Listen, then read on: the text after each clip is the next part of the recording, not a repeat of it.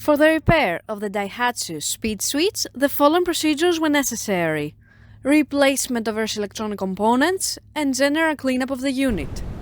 For testing, we add a 24-volt DC power supply, a variable voltage as input signal, and a testing circuit comprised of a rotating disc and a proximity sensor.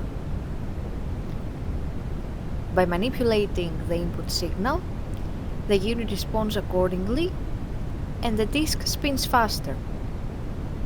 We can also see the RPM measurement on the unit's screen.